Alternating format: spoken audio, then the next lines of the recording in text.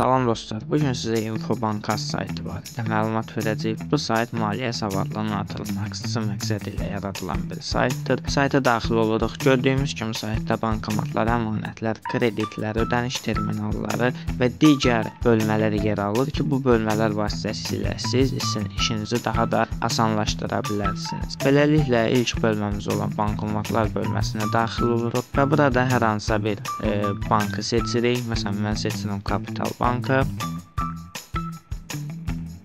Daha sonra valyuta növünü seçirik, AZN, ərazini seçirik, Bakı şəhəri və Bakı şəhərinin hər hansısa bir rayonunu seçirik. Məsələn, Binəqədi rayonunu seçirik və axtarışa veririk.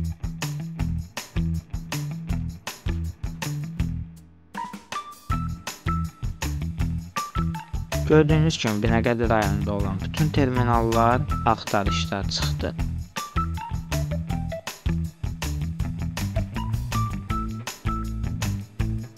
Yəni bu bölmə vasitəsilə biz ərazidəki terminalların yerini müəyyənləşdirə bilərik.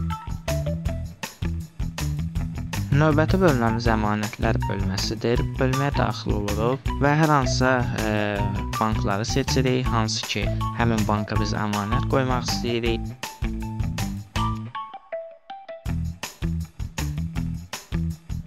Seçdikdən sonra əmanətin növünü müddətli edirik.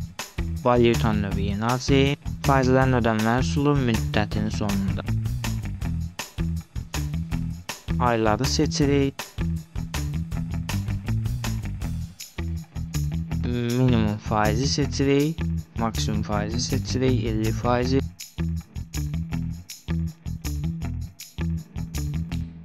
Seçdiyimiz banklar üzrə həmin bankların təkliflərini bizə göstərir. İsə hər hansısa birinin üzərinə basıq, məsələn, Kapital Bank təkliflər barədə daha çox məlumat əldə edə bilər.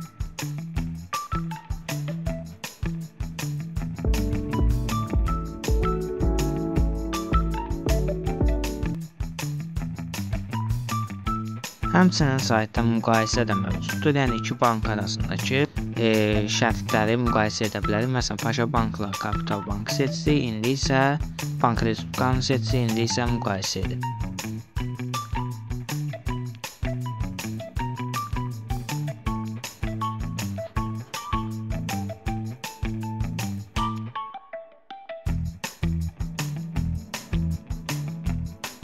Gördüyümüz kimi bütün şərtlər burada göstərilir. İki bankı müqayisə edərək hansının əlverişli olduğunu biz müəyyənləşdirə bilərik və əmanətlərimizi həmin banka qoya bilərik.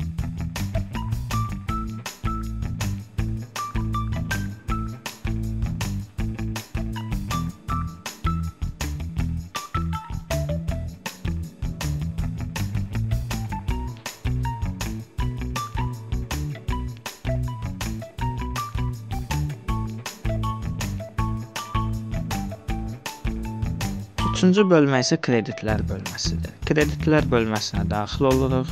Hansı banklardan kreditlər götürmək istəyiriksə onları işarələyirik.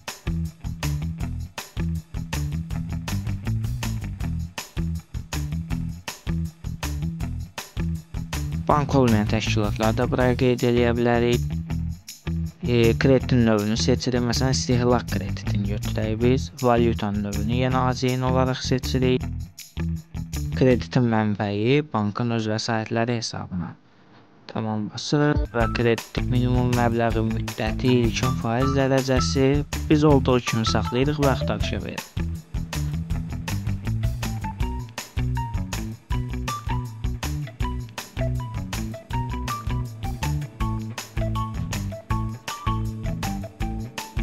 Axtarışdan çıxan nəticələri yenə də biz müqayisə edə bilərik, yaxud üzərinə basaraq ətraflı məlumat əldə edə bilərik.